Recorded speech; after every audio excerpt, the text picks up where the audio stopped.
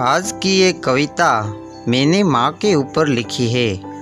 अगर आप भी अपनी माँ से प्यार करते हैं तो एक बार ये कविता पूरी ज़रूर सुनिए। कविता का नाम है माँ मेरी सब शुभ साफ सहती रहती थी। तो कविता सुनिए। नदिया की तरह खुशहाली देते हुए खुद वो पानी की तरह बहती रहती थी। माँ मेरी सब शुभ साफ सहती रहती थी। पूरे घर का अंधेरा वो दूर करती थी, पर खुद वो एक ज्योत की तरह जलती रहती थी। माँ मेरी सब शुभ साफ सहती रहती थी।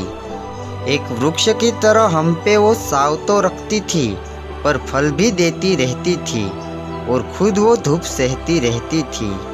माँ मेरी सब शुभ साफ सहती रहती थी। गलती उसकी ना हो तो भी वो कड़वी बातों का जहर पीती रहती थी। आँखों से आंसू रोक ना पाए तो वो घर के कोने में जाकर रोती रहती थी। खुद वो अंदर से टूटती थी, पर वो हमें हिम्मत देती रहती थी। माँ मेरी सब शुभ साफ सहती रहती थी। मैं घर से बाहर जाता था तो बेटा मेरा घर कब आएगा, आंखें उसकी राह देखती रहती थी। मैं जब तक वापस घर लौट न आऊँ वो चिंता में रहती थी। मेरी गलतियों को छुपाने वो खुद पापा की डांट सुनती रहती थी। माँ मेरी सब शुभ साफ सहती रहती थी।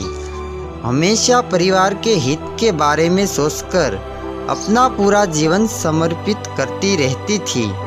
खुद के सपनों को तोड़कर वो हमारे लिए सपने देखती रहती थी। वो अंदर से तो कई बार टूटती थी, पर न जाने इतनी ऊर्जा वो कहाँ से भरती थी।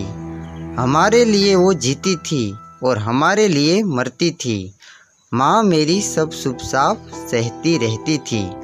कवि राम कहे, जन्नत की ख्वाहिश तो सब करते हैं, पर जन्नत तो हर घर में माँ के रूप में मिलती रहती थी। जन्नत तो हर घर में माँ के रूप में मिलती रहती थी। अगर कविता पसंद आई हो तो लाइक करो, शेयर करो, कमेंट करो और फैला दो इसे अंधेरे में रोशनी की तरह। धन्यवाद।